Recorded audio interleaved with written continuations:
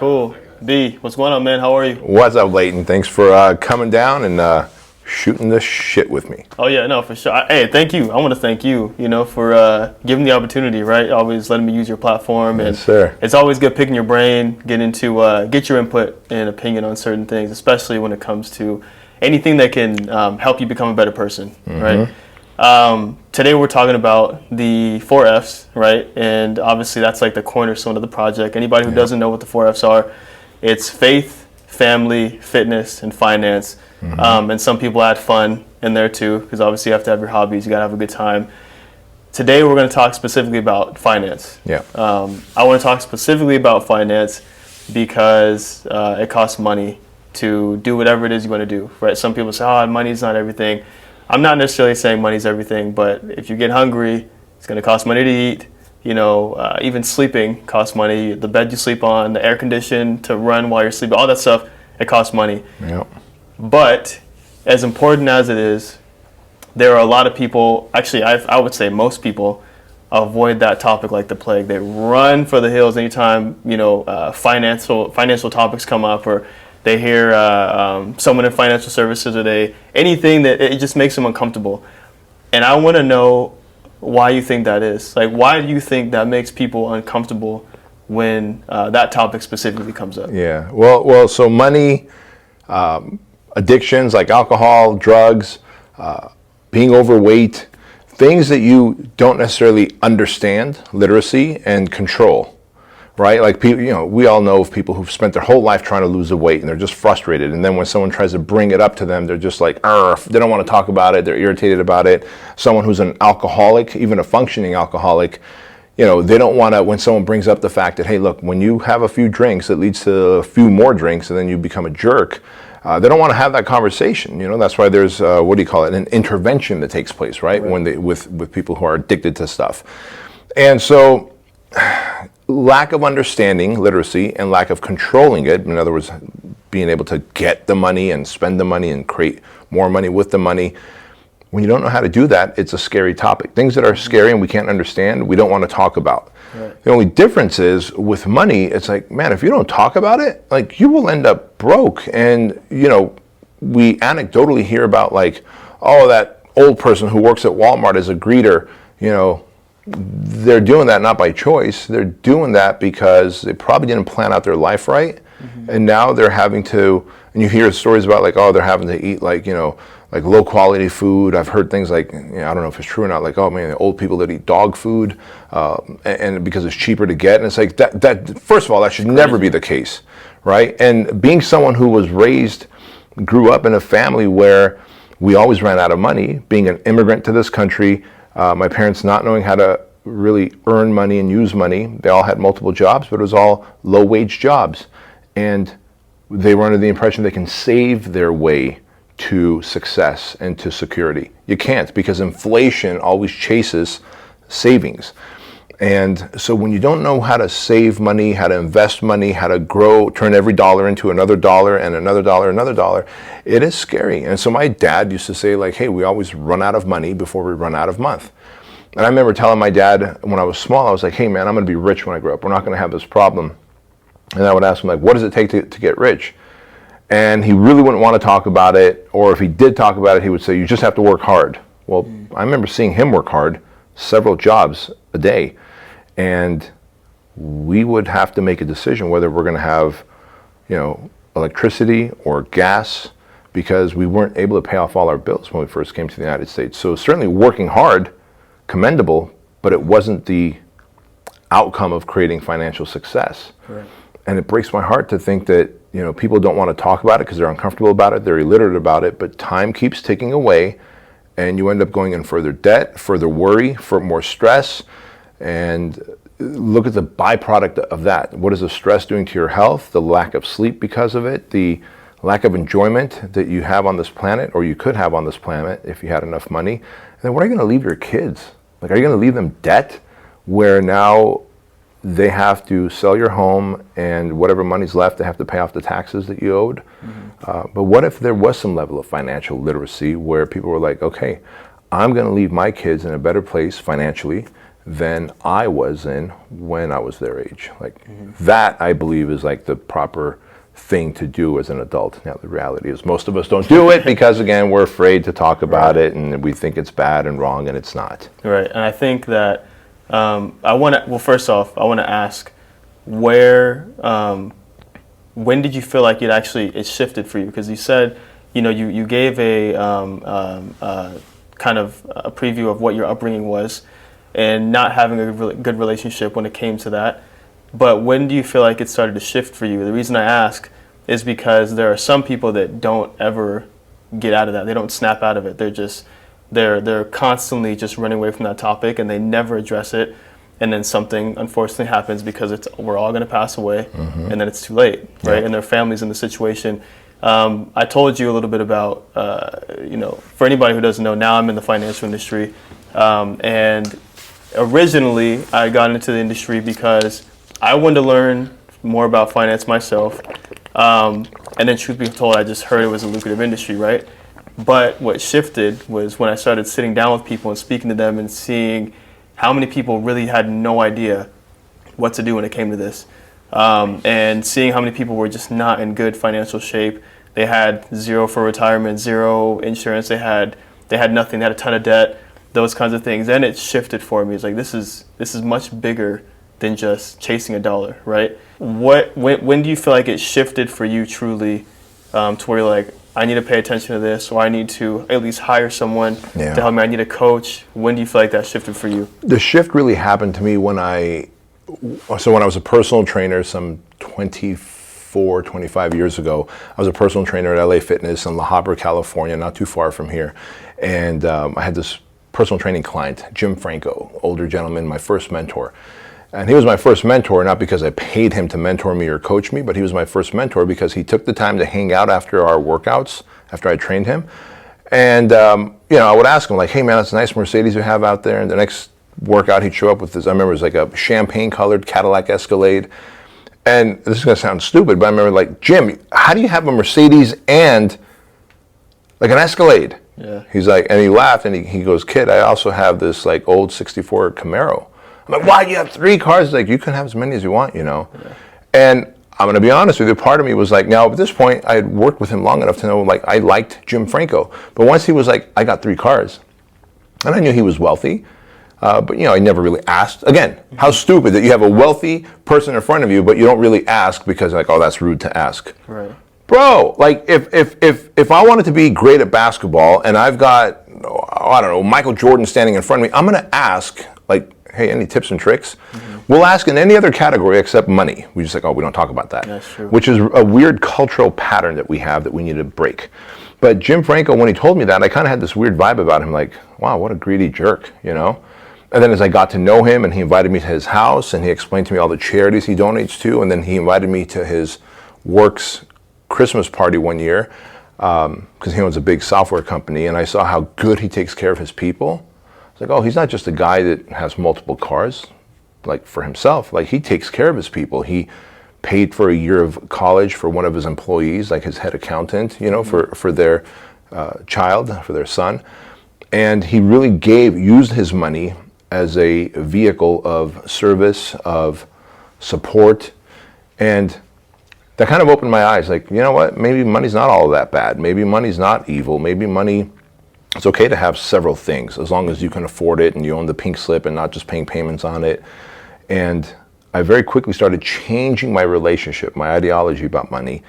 And then now I kind of understand it this way. And I can ask you, like, Lheyton, you obviously value your health because you're in shape, right? You value your health. And you and your wife have a relationship. You value your relationship, the health of your relationship. Your daughter, you value her health. All the different healths. Your car, you value the health of your car because if you didn't, you'll be stuck somewhere on the road. So you oil change and tune-ups and all those things. Well, what about your financial health, right? And so it's so silly when we don't care about our financial health or we just kind of avoid it because, as you said, that house you live in, the apartment you live in, the bed you sleep on, the experiences that you want to go have in this life, it all costs money. Right. And if you aren't willing to have that learning experience to understand how money works, how to attract it, use it, serve others with it, give it to charity, give it to your church, have a surplus to pass along to your kids when you go away, man, you're kind of destined to live this life of regret. And for me, Jim Franco changed the way I thought about money. I just started to see it as a vehicle to freedom, vehicle to opportunity, vehicle to experiences. And quite honestly, it's like a tool, no different than a tool. If I would say like, hey man, I want your watch, it's a nice watch, you might say, well, Bedros, I'll give you that watch if you give me your car. It's a trading mechanism. Well, I want food, I want water, I want housing. It's a trading mechanism, and that's all. But people get so weird about it, and then we begin to not talk about it, and anything we don't talk about becomes taboo. And if it's taboo, then it's now seeps into the culture, and then you have to deal with it as a young financial advisor. And I remember a month ago, we were upstairs in my office, and you were like, hey man, let me tell you some dudes, like it was a wife and a husband, my age, I'm 47, they were like in their 40s. Yep. And we don't need to drop any names, but like he had no life insurance, there was no savings in the bank account, and when you talk to the wife separately, she showed concern that like if he dies, we don't have an income coming in, and there's no like savings or a future for me and my kids. That's like 90+% of the world. Right. You know, it's heartbreaking. That and just like to add on what you said, that people care about. Most people care about their health. They care about the relationship they have with their spouse. They care about their kids. Even with all that being said, sometimes they still don't want to talk about it. And in that situation, it was, her and I would meet. We'd talk on Zoom, and I'd show her what we have and how we could help them and get them in better shape. And she was like, yeah, no, 100%. We don't have this. We don't have this. We don't have this. And okay, we're going down the list. How can we help you? And how can we serve them? And the tricky part was getting the husband on. He didn't want to get on the Zoom call at all. He didn't want to talk about it at all. Now, why do you think that was? I think insecurity. Right. I think insecurity is a big deal. Yeah, and it would force him to have to face the issue. And bingo. That's the thing that I think most people struggle with because it was hard. Then we got him on Zoom, and he just kind of like standoffish. Exactly. Not really trying to talk. And so I realize that this is most people, right? It's a lot of people that a lot of people avoid this topic just because whatever insecurity, or they just think it's boring. They're just like, I don't want to talk about it. Yeah. Insurance is boring, debt is boring. This is, to me, I'm going to tell you, man, that's a cop out when they say it's boring, because deep down inside, it keeps them awake. Yeah.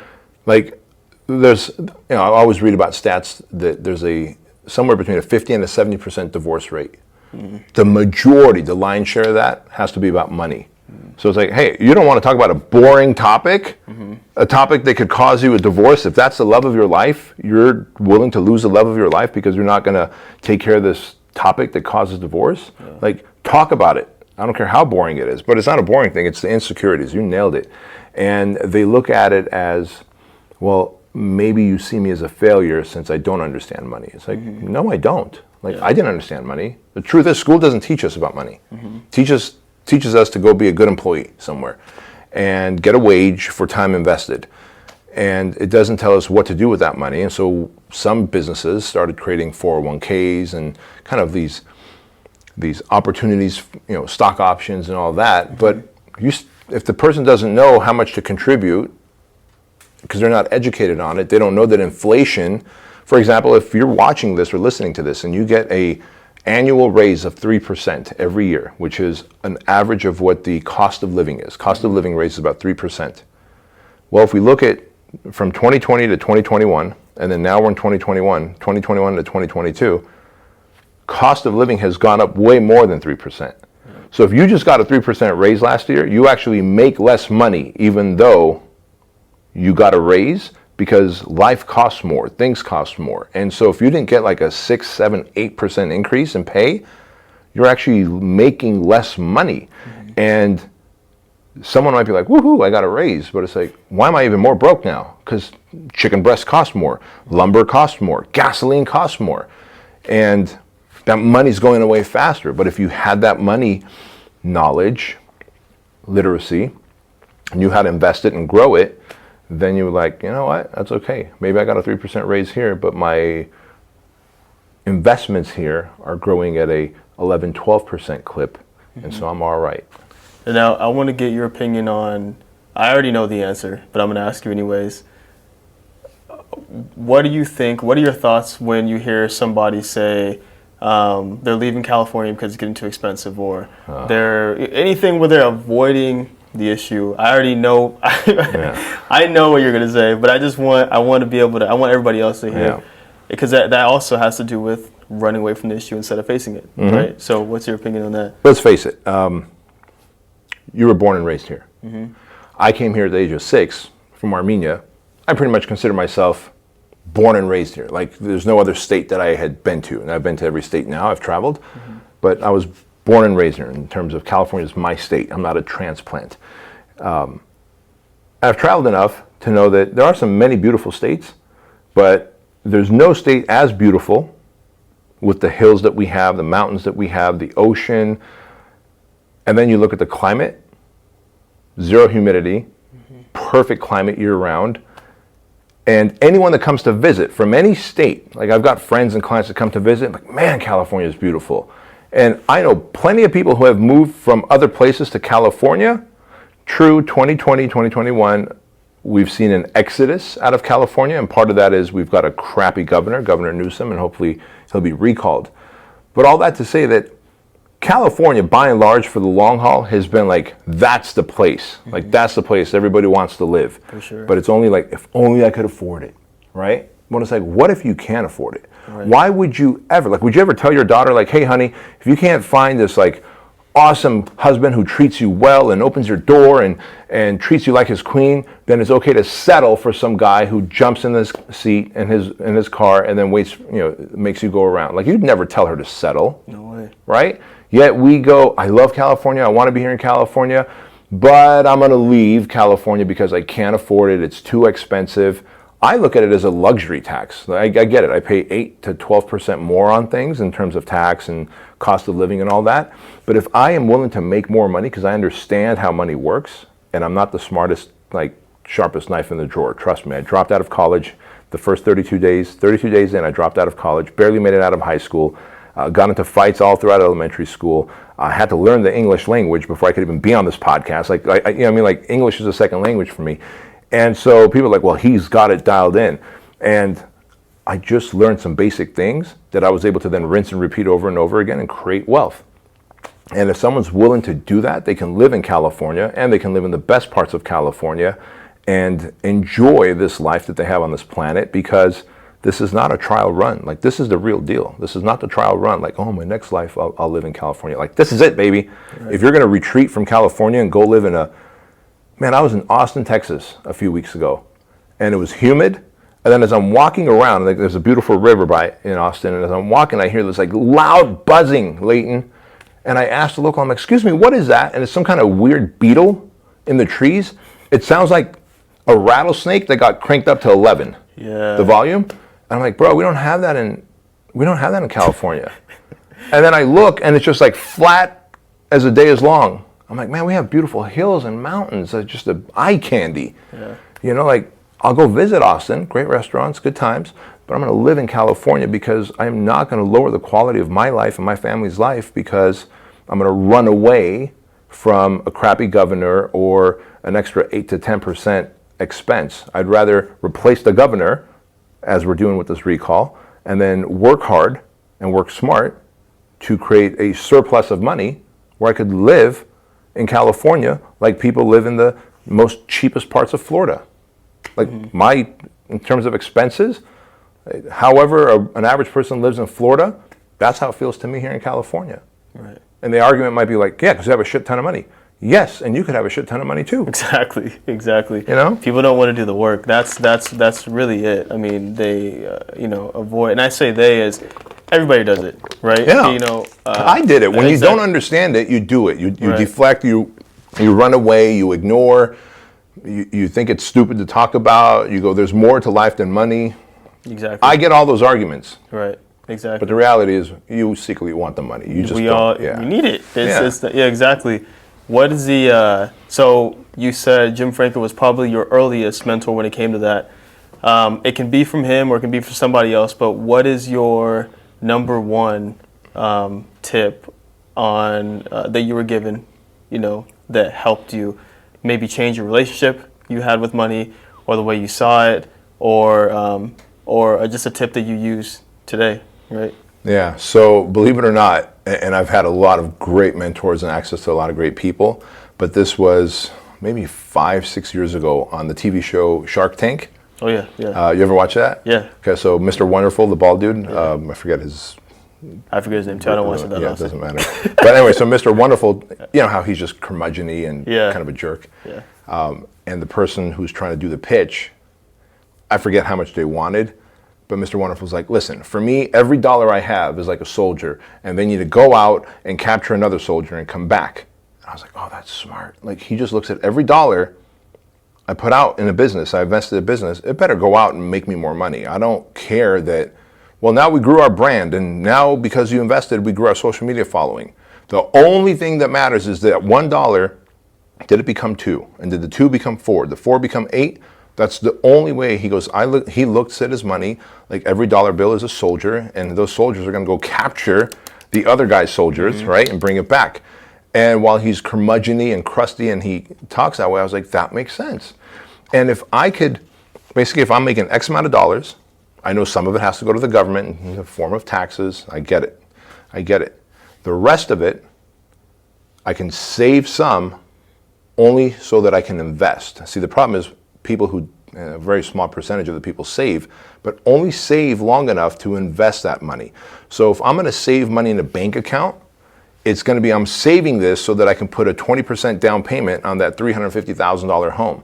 How crazy is it that someone will give Lheighton a $350,000 home for only 20% of that? So what is that, 20, 40, 60? So for about like $70,000, you can buy a $350,000 home. That's bananas. And the only reason they'll go, hey, Lheighton, we trust you to do that is because you have good credit. In other words, you paid off all your bills, and so we're going to trust you. So now you saved 70 grand, bought a $350,000 home, you put a tenant in that home, now they're paying off your mortgage, and the price of that home is going up over years because they're not making any more dirt on this planet. So every year, home prices go up. And if you did it right, and the person's paying off your mortgage, hopefully you're charging a little bit more than that, so you have cash flow coming in. And so now you've got a house that's going up in equity, someone is paying off your debt, and you're getting a few $100 a month in cash flow. Like, you see how saving money in a bank account will never compete against that. Mm-hmm. The only time I would save money in a bank account is to then create enough money to be able to buy that $350,000 home, and then buy another, and then buy another, buy another. I might have $20 million in properties that I control for $600,000 that I put out there, right? And now it's all creating cash flow and equity, and the debt is being paid off by the tenants. And the same thing happens with the annuities and all the great stuff, financial services that you sell. It's taking money, and instead of having it just earn like 0.5% in the savings account, putting it into places, specific type of insurances and offerings that will generate more wealth than it could ever do in a savings account somewhere. Right, exactly. Like, and that's every dollar must create another dollar. Exactly, and that's one of the things that we teach everybody is compound interest, right, and how that works and what that even means. Because some people hear it and it's like they have no idea what that is, and especially for younger people. Because if you have more time and you have more time to have your money just compound and build and all this, it's crazy. So one of the things that we teach is the rule of 72. So that is literally the rule of how compound interest works. So for example, first of all, 72 never changes. That number always stays the same. You take the percent that you're making on your investment, and we'll just do 1% for easy math. You put that into 72. Obviously, 72 divided by 1 is 72. So that's letting you know that in 72 years, that's how long it's going to take your money to double. So, for example, if somebody's at 1%. Yeah, exactly. For example, if somebody is 29 years old, right, and their grandma gives them $10,000 and like, hey, put this away for retirement. This is a gift to you. Put it away. They put it in an investment where they're getting 1%. Then 72 years later, they're 101. Then they have $20,000. If you you're made it gone. to 101. You're long gone. Yeah. You're most of the time. Like, You're gone, and that 20 grand is worthless considering the inflation, the cost of living went up. It's nothing. It's nothing. And so one of the things we teach is, okay, first of all, have them understand how that rule works. Take that money and put it in an investment where you're getting closer to 10%. Like, say, for example, now your money's doubling every 7.2 years, 7 years roughly. And so you're making way more money in less time.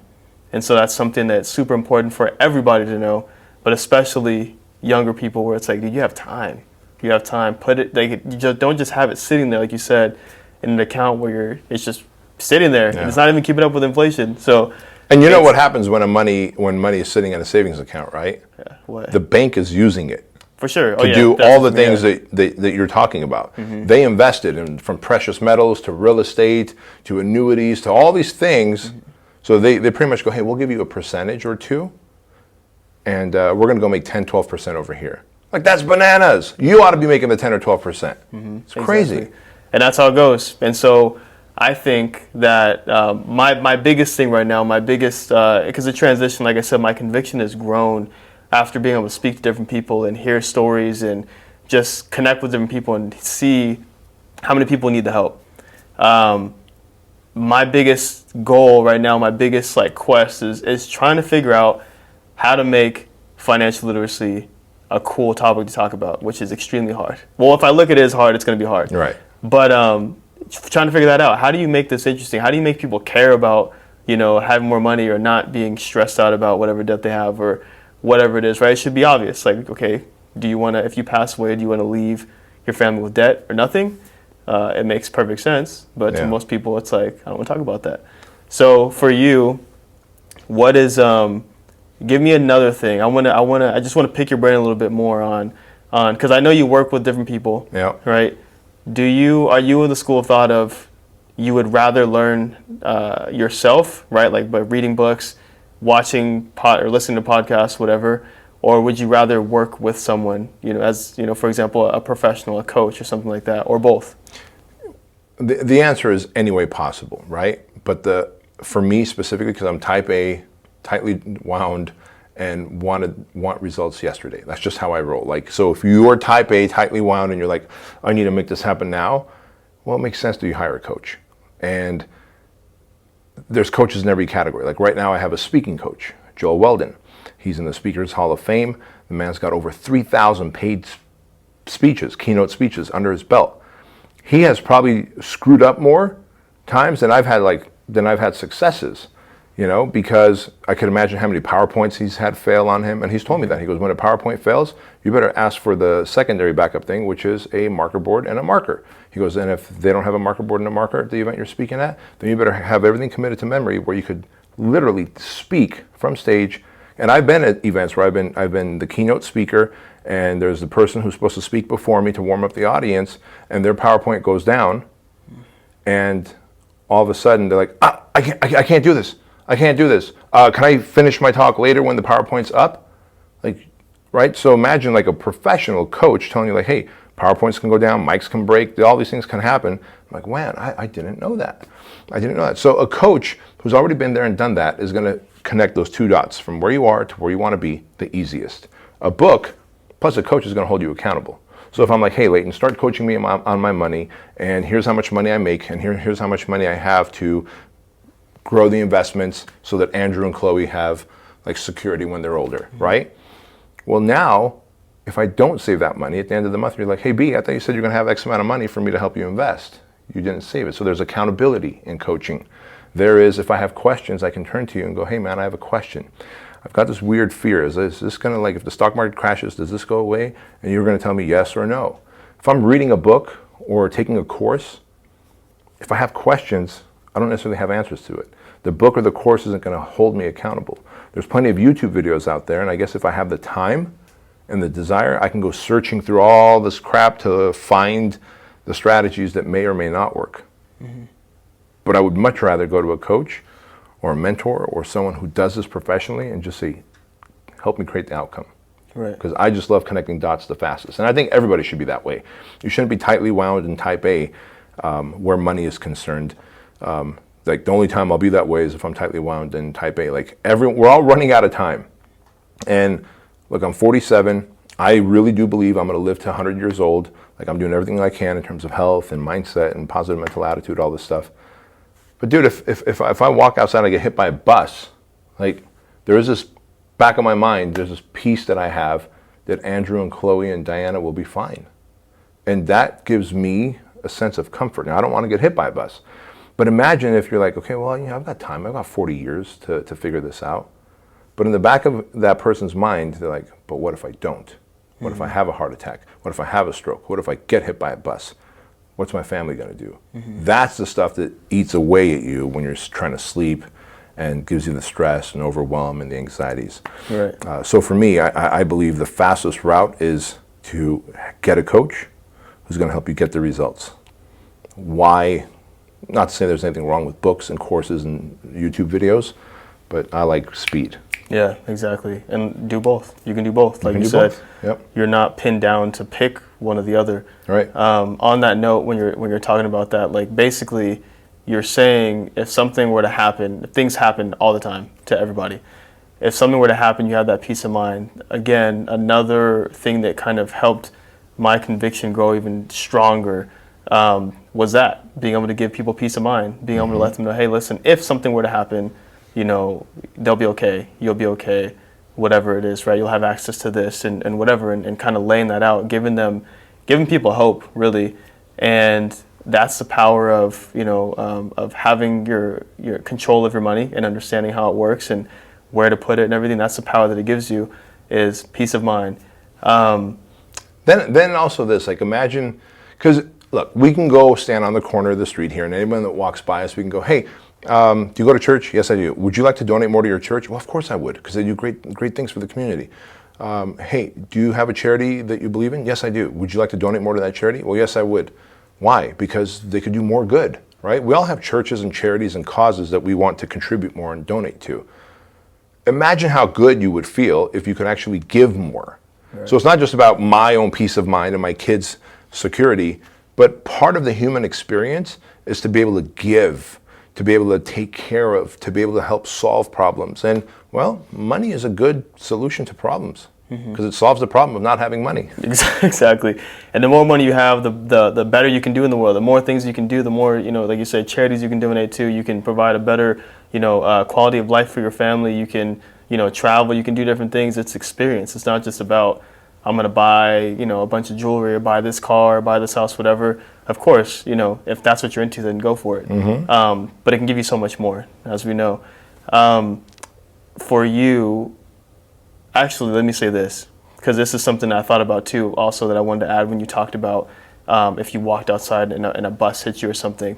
You're talking about life insurance. Life insurance is it's a very debatable topic, because so many people are invested in their guy, whoever their guy is, whether they, I don't want to name drop, but I'm just going to say Dave Ramsey and it's just term, or it's this person, it's about permanent. There's it's almost like an East Coast, West Coast thing. It's not important. Biggie versus Tupac of insurance. They're all just tools, man. They're all just tools. So I just want people to start having the conversation, because if something were to happen, the average person doesn't have, $1 million leave behind for their family and savings. The average person doesn't have, sometimes they don't even have a home, like they don't own a home. Right. They don't have a big business to leave behind. But for an insurance policy, you can get an insurance policy for, $50,000, $100,000, $500,000, $1 million. That's realistic. So when people are talking about, generational wealth, that's a very popular term these days. But what does it mean? Obviously, creating wealth for generations. And life insurance is one of the ways to do that. And obviously, the crazy thing is, ironically, is it's better and cheaper, and you qualify better when you're younger, but that's when we don't want to talk about it. Right. So for you, because you're like, I don't need it. I'm young. I don't need it. I don't have kids. I'm not married, whatever. And that's the only thing they think about. But that's not the only reason you would use it. It's a tool, right? You can use it for multiple different ways. When did you first have when you first got life insurance? Because I know you do. I know you do. Did you, was it something that you took interest in first, or did someone come to you for? Because I know. So, how I told you about Jim Franco? Yeah. He ultimately became a business partner of mine, because he was like, hey, do you want to do you want to leave LA Fitness and start your own like small personal training studio? And I was like, yeah, of course. He's like, well, let me mentor you and let you borrow some money. He loaned me $55,000 with 8% interest. And he was 50-50 business partners with me on my first personal training studio that I opened up many years ago. And then from there, we became business partners on a piece of software that I created called High Tech Trainer, which was like an online personal training software. The internet was just kicking off in like 2003, 2004. But, again, this guy's a millionaire, right? Has hundreds of employees. He sits me down one day. He's like, do you have health insurance? I'm like, no, man. I'm like in my 20s. I don't have health. He's like, you're my business partner now. Get health insurance. Yeah. Do you have life insurance? I'm like, no, again, I'm in my 20s. I just got married to Diana. You were there at my wedding just like 4 weeks ago. Get life insurance. I'm like, can I ask you why? He goes, because now you're my business partner. And you're the one who knows all about the software and the gym. I don't. He goes, I run an automotive industry. I'm in the automotive industry. He goes, so if something happens to you that you need medical care, you better have health insurance so you get the best medical care so you can get back to work so that my investment in you doesn't die. Right. And he goes, and God forbid you get hit by a bus, that life insurance needs to take care of your young wife. I was like, shoot. Like, he was a little harsh with me, the way he mentored me, East Coast curmudgeon guy, but I'm forever grateful to that man because I'm in my 20s. Why do I need health insurance or life insurance? That's money I could put towards another gym is how I thought of, right? Opening up another studio. He's like, no, man, like I'm your business partner. You need to look out for me. Like, just like he looks out like for his employees because he's got health insurance, he's got life insurance. And so something should happen, like the right people will get paid out. And that's important, even if it's just a $50,000 payout, 100. So the first term life insurance I had was just for 100 grand at the age of 27. And I was like, I told Diana, I'm like, don't you try and kill me now, because back then that was a lot of money to me, right? Now it's far past that and beyond that, and it's a different story. But but then I remember also thinking, like, we had just had Andrew like a year later. I'm thinking like, wow, we're kind of broke. We're building up businesses. Hopefully it'll take off one day. We're living paycheck to paycheck in terms of like the money I was making, but we've got Andrew, who's like barely 1 year old, and we're thinking of having another baby, newlywed. But it felt good knowing that, God forbid, Lheyton, something should happen to me. Like someone is going to write a $100,000 check to my wife just to give her enough breathing room and time and space to get back on her feet, even if that means sell what little things we have and go back to Washington to her mom and dad's to restart life. Right. And I remember feeling that and thinking like, thank you, Jim Franco. Exactly. 100%. Want to switch gears really quickly. This is one of the last things I wanted to ask you. Changing subjects from kind of on the financial side, I want to ask you about reinventing yourself. The reason being is because some people will ask me, okay, well, we know you from skateboarding. We know you've been doing it for the last 15 years. We look up to you for this reason. You have these sponsors and whatever, and then now clothing, and we know you as in this and finance. They're like polar opposites. Like it's so different. It's such a different, especially especially when I'm talking to people my age. Yeah. They're like, why? Yeah. Right? And I try and explain to them like, well, listen, I think that this is a good investment to get in now because I think my older self is going to thank me for learning the things that I'm learning and being able to help people and serve people in this way, and I get into that. So I just want to ask, because you're really good at reinventing yourself. Yeah. I'm going out of order, but you went from working at Disney to being a bouncer to, the fitness industry and all these different areas. Yep. So and now, by the way, people think that I'm still in the fitness industry because I, Fit Body Boot Camp and hundreds of fitness franchises. But I'm in the franchising world now. Mm-hmm. I've long left fitness. Right. My business is gyms.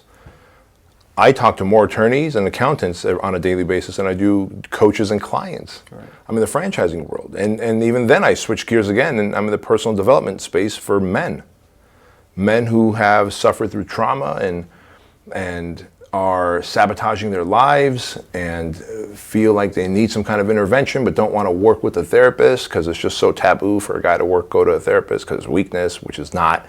I created the Modern Day Night Project for that reason, and I found that I have this gift to serve men. And quite honestly, currently I'm in another state. I was telling Diana recently, like last week, I feel like I call it shedding another layer of skin. You know how like a snake will shed its skin and like it'll move on, but the skin just lays there? That's our different phases of life. And if you didn't go from skating to the apparel line, clothing line, to financial services, to who knows what Lheighton 3.0, 4.0, 5.0 is going to do, me as someone who cares for you and mentors you, I'd be like, hey, Lheighton, why are you still the same guy that you were 10 years ago? We're supposed to go through phases of life. We're supposed to transform. We're supposed to constantly seek out our next best self. You don't have just one purpose. In this phase of life, I had that purpose, to help people with their fitness and fat loss. That showed me that I'm really good at business and I can help more gym owners by creating a franchise and help them open up gyms that are successful, because gyms and restaurants have a very low success rate. Hence, I became a franchisor, right? And so that was a new purpose. And then that purpose shifted gears to helping men, because so many men are gym owners, and I would see a constant pattern in all these male gym owners, like the ones that are successful, don't have any limiting beliefs, the ones that weren't successful, and as a franchise, we give them the same blueprint, the same playbook. But the ones that weren't successful, there was a limiting belief, there was self-sabotage, there was some kind of trauma that was leading to them eroding their desired outcomes before they ever got it. And so I was like, hey, can I talk to you for a second? Can I talk to you for a second? And I realized like I'm able to talk to these guys in a way that they would never go seek out a therapist. And as I would help them get over their, whatever their thing was, and they would have these breakthroughs and get over their limiting beliefs, they would stop upper limiting and just have these like big financial wins in their businesses. So I was like, man, maybe this is my next new phase of life. And so right now I'm going through another transformation, and quite honestly, I feel the urge of another book within me. You know, I wrote a book, it became a bestseller. I don't know what it's not gonna be a cookbook, but I mean, in terms of genre, I know it's gonna be some kind of help, a book that's gonna help humanity, but it's gonna be towards kids, is it gonna be towards men and women? I don't know, but I feel it. And now I'm so self-aware that I get excited when I feel like the skin is starting to shed. Yeah. And so we need to transform. The people around us, on the other hand, they're like, hey, things are different. I don't like how you're changing. Exactly. Right? And because people hate change. Right.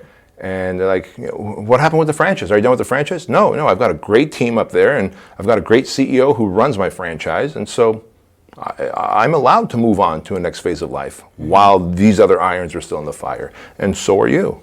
Actually, 100%. The last thing I wanted to ask you, because we always got to talk about the project, and we've spoken a little bit throughout the conversation, but I want to know, I mean, you can't give everything, right? Because they got to see it for themselves. Yeah. But what can you tell us about what you guys teach when it comes to finance and getting them in better shape, whether it's with their own business or whatever it is, when it comes to the project, when they come to you guys? Yeah, so the two areas that I really focus on out of the 4 F-bombs that we have at the project, the faith, fitness, finance, and family, are the family and the finance. And the reason is because I really, I know, I mean, the stats tell us that divorces, families are broken up, not for any other reason, most of the time, other than money. We're broke, we're always broke, we're arguing about money. Why did you buy that purse? Well, why did you buy those rims for that car, right? Like everyone's always broke. Reality is, if you had a surplus of money, do you care if your wife bought that fancy purse or 10 of those purses, or does she care? Like in one bay of my garage, I have like all these old tires and rims. You know, just because I'm like, oh, the GTR needs new wheels. Just like I would buy shoes, I sometimes buy new wheels for my vehicles. My wife doesn't care because we've got a surplus of it, right? And so because of that, I teach the family piece and the finance piece. The family piece at the project is, you know, about dating your wife again, having intentional date nights. If you have a daughter, take your daughter out to dates. And the project is for men, obviously, so take your daughter out to dates. If you have a son, what is the example that you're going to be? Because your son looks at you as a modern day knight, like as a knight on a white horse. And the reason is, and if you remember, knights had squires. And those squires' job was to tend to the horse and clean the armor, all while being mentored to become a man, to become a knight. And so that's the rite of passage that a boy has into manhood. So a lot of these dads, and I was one of them growing up, while I love and appreciate my dad for bringing me to the United States, I wasn't taught to be a gentleman. I wasn't taught to open doors, please and thank you, stand up when you shake hands. I wasn't taught to leave people better than you found them. I wasn't taught to stand in the gap, in other words, to be a protector, a provider, and to always be prepared, right? So these are the things that I specifically teach at the project. And on the financial side of it, we teach about how money is a weapon. Just like, we teach them how to shoot pistols by using airsoft pistols and create scenarios, wrestling, hand-to-hand combat, etc. We've got a Navy SEAL and a Marine, a former Marine and a former Navy SEAL instructor who teach all that stuff. I teach them how to utilize the other weapon, money. Because where I used to live in the crappiest parts of Anaheim, people would put bars on their windows. Like literally, like jail bars. They would look like jail bars. Like if we drove into Pomona, we'd see them. And on their doors, like big black metal, thick door, things. And I remember thinking one day, I'm like, I can either spend money, like live in Anaheim and spend money on bars, or I could just make a little bit more and literally move my entire family to Chino Hills, a place that's like Mayberry. Beautiful hills, horses, cows, great people waving to each other, nodding. Like the first time I discovered Chino Hills, like someone like nodded to me, and I was like, I had to look behind me. Like, are you talking to me? Because I don't know you. Like, Right. Why are you talking? Because in Anaheim, if someone nods at you, they're about to stab you with They're something signaling. next. Yeah, they're signaling. Exactly. And so I was like, we got to move here. So all this to say that like money is a weapon, and I help men kind of have that mental shift that money is a weapon. And if you're excited about learning how to shoot a pistol from a Navy SEAL and how to use a knife and defend yourself from a knife and how to get someone in a chokehold and how to punch them in that throat area and get them to stop breathing, whatever, you ought to be that excited about money because money is a weapon. Like I can hire a small army around me. In fact, I was going to go to Saudi Arabia because we're going to start some fit body locations out there. And one of my friends is a Navy SEAL. I was like, hey, when I go, would you go with me? He's like, sure. I'm like, I'll pay for your way and I'll pay for your daily fee. Like, it's going to feel good. Mm-hmm. And I'm confident with myself. I'm even more confident if I have a trained Navy SEAL who's been in that region before with me, God forbid something goes down, right? And so money is absolutely a vehicle and a weapon.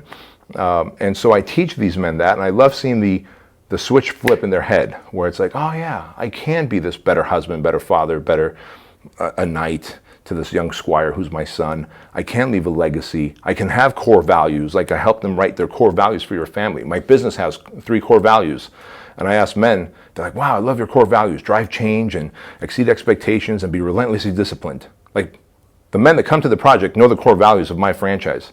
I'm like, do you have core values in your business or in your family? Like, no. I'm like, bro, I have it in my business. I have it in my family. My whole family is like a group of, we're a team. Oh, I never thought of that. So to develop all those things, and that is very, very powerful. And as we build confident and more capable men and women in society, and my job is mainly focused on men because I believe that's what the higher power, God, the universe, whoever you want to call it, has bestowed upon me, this gift to work with men.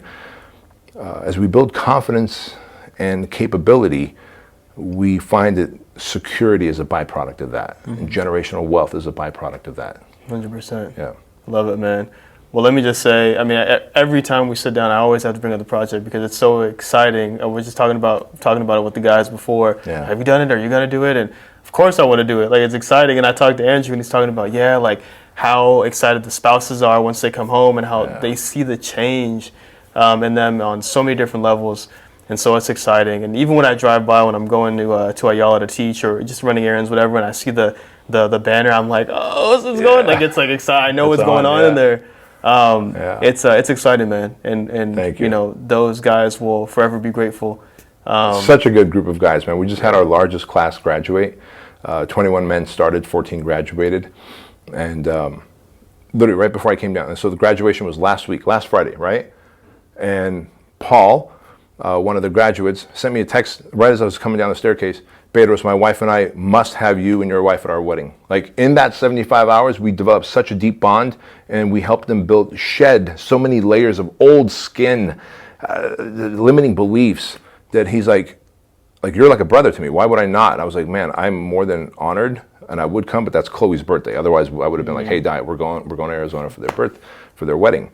But that's how powerful it is, where a dude that you just met a week ago wants to invite you to their wedding because like the impact you had on his life and Yeah, man, it really is a magical thing. That's awesome, man. I couldn't think of a better person to sit down and talk to, right? I'm going to be doing interviews with different people, but you had to be the number one when it came to talking about a topic like this, because it's something that you're passionate about, that I'm passionate about, and we see it every day. You know, if you guys haven't followed Bedros, of course, on Instagram yet, follow him. Make sure to do that. Do yourself a favor, because he's constantly giving tips, great content, just helping people become better people. And we'll say specifically men, right? Obviously, women can follow him too. The content is good for everybody, but it's mainly geared towards men. So thankful for you, brother. I appreciate it. Appreciate you, man. All right, man.